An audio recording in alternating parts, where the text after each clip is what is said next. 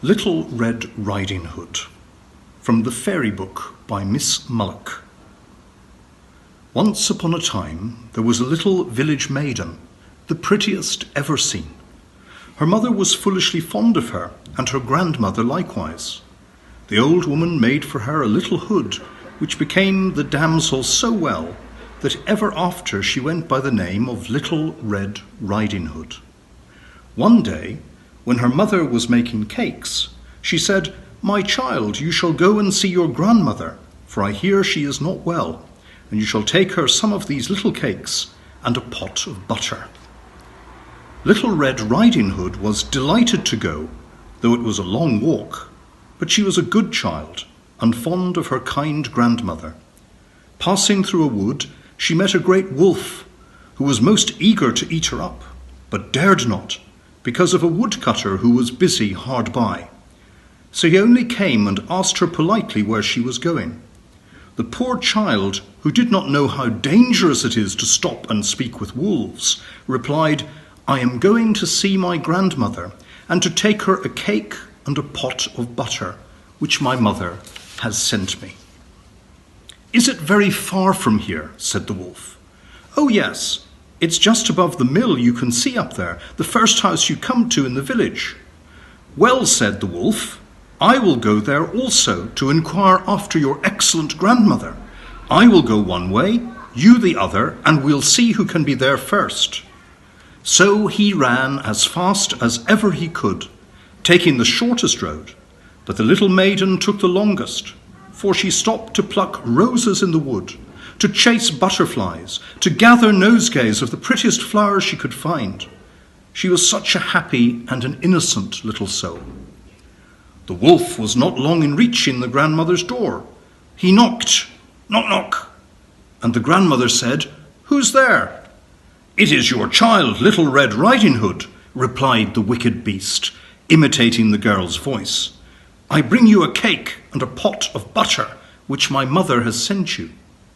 The grandmother, who was ill in her bed, said, "Very well, my dear, pull the string and the latch will open." The wolf pulled the string. The door flew open. He leapt in, fell upon the poor old woman and ate her up in less than no time, tough as she was, for he had not tasted anything for more than 3 days. Then he carefully shut the door and, laying himself down snugly in the bed, waited for Little Red Riding Hood, who was not long before she came and knocked, knock, knock, on the door. "Who's there?" said the wolf, and the little maiden, hearing his gruff voice, felt sure that her poor grandmother must have caught a very bad cold and indeed be very ill. So she answered cheerfully, "It's your little child, Little Red Riding Hood, who brings you a cake and a pot of butter that my mother has sent you." Then the wolf, softening his voice as much as ever he could, said, "Pull the string and the latch will open." So Little Red Riding Hood pulled the string and the door opened. The wolf, seeing her enter, hid himself as much as he could under the covers of the bed and said in a whisper, "Put the cake and the pot of butter on the shelf. Then make haste, come to bed, for it is very late."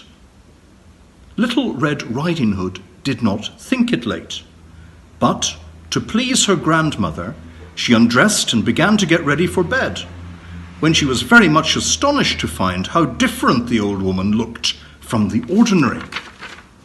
"Grandmother, what great arms you have!" "That's to hug you the better, my dear." "Grandmother, what great ears you have!" "That's to hear you the better, my dear." "Grandmother, what great eyes you have!" "That's to see you the better, my dear." "Grandmother, what a great mouth you have!" "That's to eat you up," cried the wolf, and immediately he fell upon poor Little Red Riding Hood and ate her up in a jiffy. Good night.